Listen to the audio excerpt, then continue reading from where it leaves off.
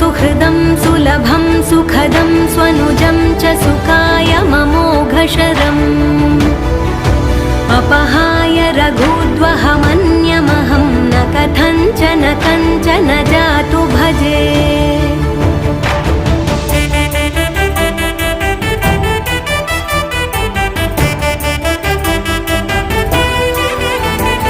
विना वेङ्कटेशं ननाथो ननाथः सदा वेङ्कटेशं स्मरामि स्मरामि।